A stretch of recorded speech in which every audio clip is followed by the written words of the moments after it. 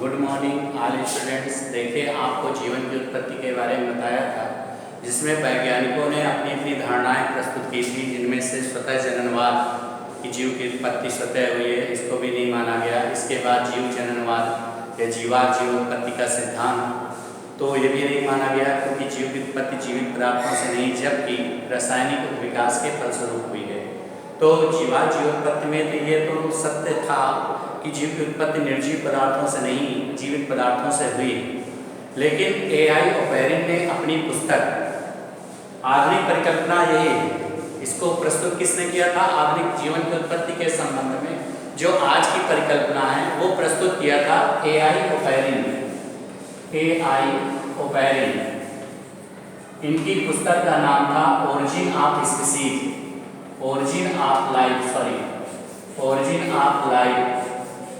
ये इनकी पुस्तक का नाम था, ए.आई. ओपेरिन की पुस्तक का नाम था ओरिजिन ऑफ लाइफ। इन्होंने अपनी पुस्तक ओरिजिन ऑफ लाइफ में बताया कि जीवन की उत्पत्ति जीवित पदार्थों से नहीं, बल्कि रासायनिक विकास के फलस्वरूप हुई है। और यह उत्पत्ति के बारे में उन्होंने 8 चरणों में, 8 स्टेप में बताया। पहले स्टेप में आपको मालूम है, प्रथम चरण में परमाणु अवस्था थी, जो आपको बताया गया है, परमाणु अवस्था। द्वितीय चरण में अणु अवस्था थी। तृतीय चरण में सरल कार्बनिक यौगिक थे। चतुर्थ चरण में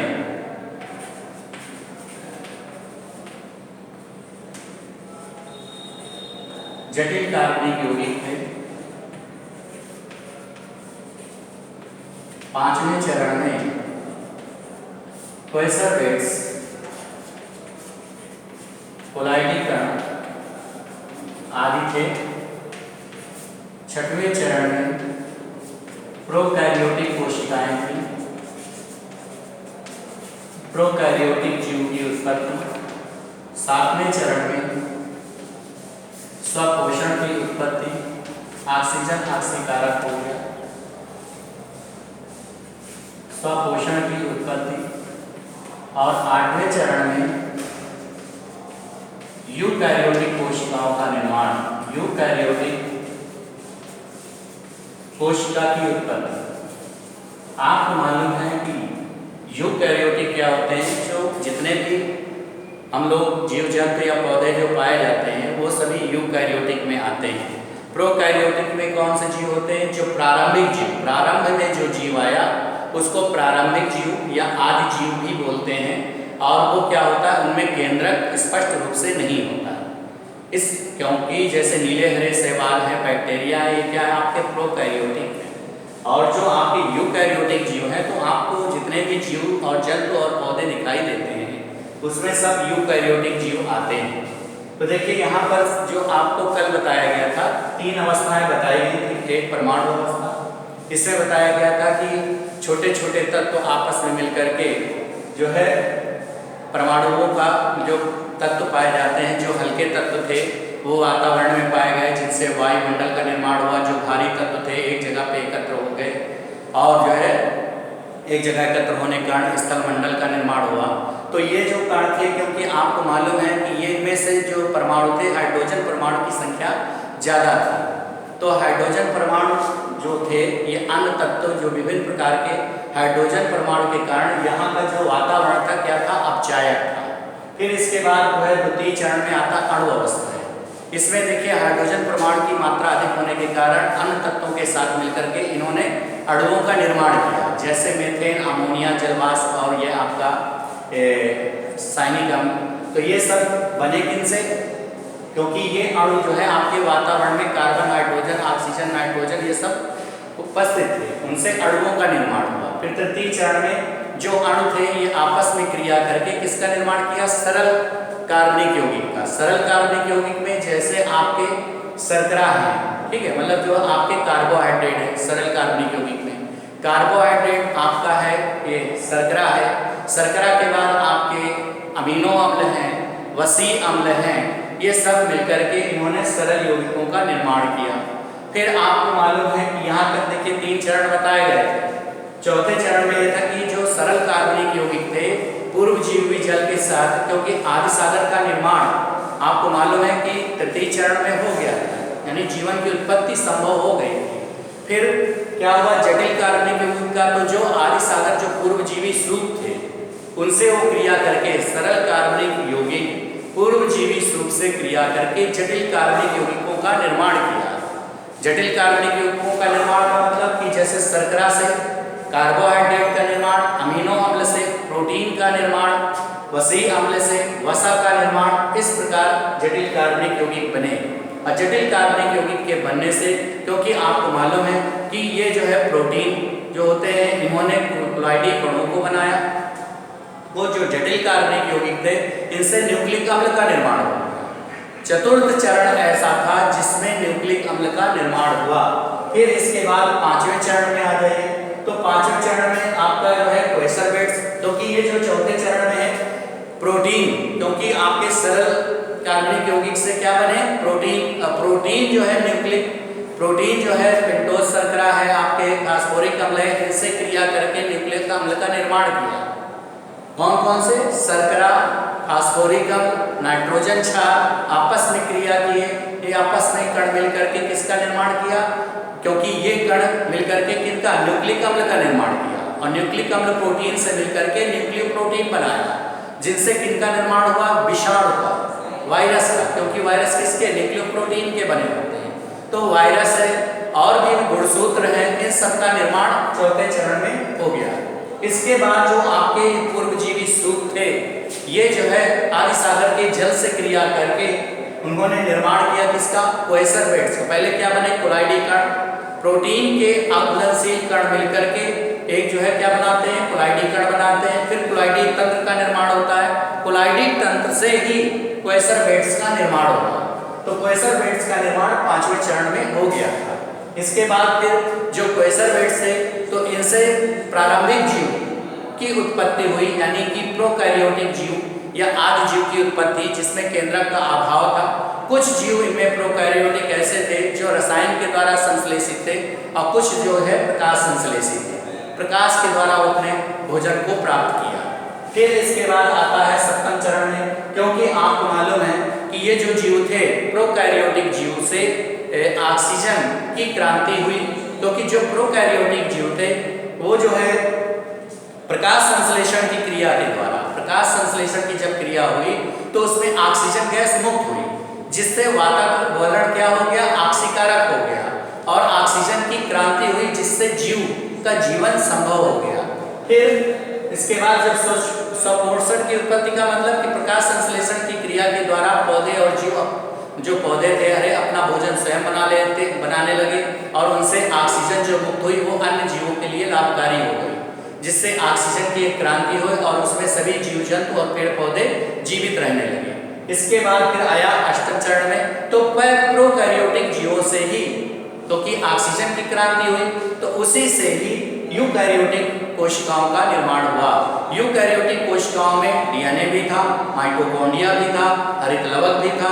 तो क्योंकि जंतु और पौधे दोनों का निर्माण होता है, उन्हीं सेल्स को हम यूकैरियोटिक सेल्स कहते हैं। अंत में जीवन की उत्पत्ति जो है यूकैरियोटिक कोशिकाओं से हो गई। तो ये जीवन की उत्पत्ति कैसे धीरे धीरे हुई, रासायनिक पदार्थों के फलस्वरूप। इसलिए ओपैरी ने बताया कि जीवन की उत्पत्ति स्वतः नहीं हुई, निर्जीव पदार्थों से नहीं हुई, ना तो जीवित पदार्थों से हुई। उन्होंने बताया आधुनिक परिकल्पना में, उन्होंने अपनी पुस्तक ओरिजिन ऑफ लाइफ में बताया कि जीवन की उत्पत्ति रासायनिक विकास के फलस्वरूप हुई है, ना कि जो है निर्जीव पदार्थों से हुई। फिर इसके लिए उन्होंने एक प्रयोग, इसी आधुनिक परिकल्पना को सिद्ध करने के लिए एक वैज्ञानिक थे स्टैनले मिलर, उन्होंने एक प्रयोग दिया और उस प्रयोग में उन्होंने बताया कि किस प्रकार जो है वो प्रयोग, स्टैनले मिलर का प्रयोग अलग से पूछा भी जाता है, 2 नंबर में आता, इंपॉर्टेंस भी है। स्टैनले मिलर का प्रयोग, आप उसको प्रयोग को समझने के लिए आपको क्या करना है, एक आपको छोटा फ्लास्क लेना है, उसको बड़े नलिका के द्वारा, ट्यूब के द्वारा बड़े फ्लास्क से जोड़ देना है। ये आपका बड़ा फ्लास्क है।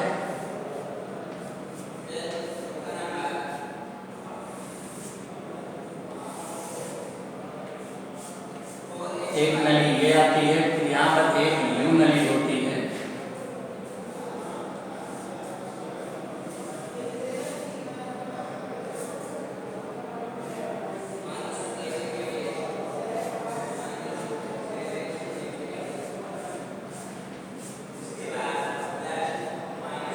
यहाँ कंडेंसर लगा होता है, यहाँ 2 इलेक्ट्रोड लगे होते हैं।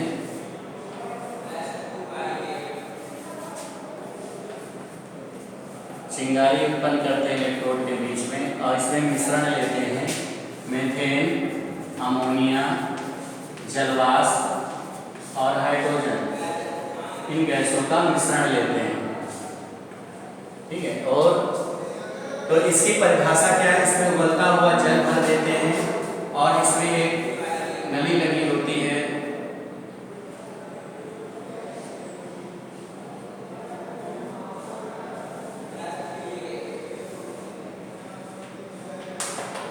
होता क्या है, अभी इसलिए देखिए प्रयोग के माध्यम से उन्होंने बताया स्टेनले मिलर ने कि जीवन की उत्पत्ति रासायनिक विकास के फलस्वरूप हुई है। इसके ओपैरिन के सिद्धांत को इन्होंने प्रयोग द्वारा सिद्ध कर दिया। उन्होंने क्या किया कि सर्वप्रथम उसने एक 5 लीटर का फ्लास्क लिया कांच का, ठीक, उसमें मीथेन, अमोनिया, जलवाष्प कुछ गैसों का मिश्रण जो 2:1 के अनुपात में इस मिश्रण को भर दिया, और एक छोटा फ्लास्क लिया जिसमें आधा लीटर का, जिसमें उबलता हुआ जल भर दिया। उबलते हुए जल को, और जो छोटा फ्लास्क था उसको नली के द्वारा बड़े फ्लास्क से जोड़ दिया। अब उबलते हुए जल को इसलिए लिया कि इसमें गैस पूरे में चलती रहे, घूमती रहे। इसको निर्वात पंप के द्वारा इस तरह जोड़ देते हैं जिससे कि इसमें जो है गैस का भ्रमण हो सके, बंद कर देते हैं, ठीक है। फिर इसके बाद बड़े फ्लास्क में क्या करते हैं, 2 इलेक्ट्रोड लेते हैं और दोनों इलेक्ट्रोडों के बीच उच्च ताप पर इसको प्रफुल्लित करते हैं, गर्म करते हैं, चिंगारियां उत्पन्न करते हैं, जिससे आपस में क्रिया होती है और जो आपका पदार्थ बनता है वो धीरे धीरे इस नली के माध्यम से आकर के यू नली में एकत्र हो जाता है और इसके बाद फिर ये इधर से आ जाता है। तो हमें जो है निष्कर्ष से ये प्राप्त होता है कि जो यू नली है उस पे आपके कार्बनिक अम्ल, अमीनो अम्ल व सरल शर्कराओं का मिश्रण प्राप्त होता है। इसमें सरल शर्करा भी प्राप्त होती है, कार्बनिक अम्ल भी प्राप्त होते हैं, अमीनो अम्ल भी प्राप्त होते हैं। तो उन्होंने स्पष्ट कर दिया, इन्होंने किसका प्रयोग किया, अमीनो अम्ल कैसे प्राप्त होते हैं। तो अमीनो अम्ल का संश्लेषण किसने किया, स्टेनले मिलर ने किया। तो उन्होंने प्रयोग द्वारा बताया कि सर्वप्रथम एक 5 लीटर का फ्लास्क लेते हैं, उसमें विभिन्न गैसों का मिश्रण लेते हैं, मीथेन, अमोनिया, जलवाष्प 2:1 के अनुपात में लेते हैं और इनमें जो है विद्युत धारा प्रवाहित करते हैं। तो जो आपका पदार्थ प्राप्त होता है, गर्म पदार्थ जो होता है उसको ठंडा करने के लिए यहाँ बीच में कंडेंसर लगा होता है जो गर्म उबलते हुए जल को ठंडा कर देता है और वो आकर के यू नली पर एकत्र हो जाता है। और यू नली पर जो एकत्र पदार्थ होता है उसको हम सिद्ध करते हैं कि ये जो पदार्थ होता है ये क्या होता है, अमीनो अम्ल का मिश्रण होता है। अमीनो अम्ल पाया जाता है या आपके कार्बनिक अम्ल पाए जाते हैं या सरल शर्करा पाई जाती है। तो इससे सिद्ध हो जाता है कि जीवन की उत्पत्ति रासायनिक विकास के फलस्वरूप हुई है, ठीक है। तो ये स्टेनले मिलर का प्रयोग पूछा जाता है, इंपॉर्टेंट भी है, तो आपको चित्र द्वारा इसको समझाना भी है। थैंक यू बेटा।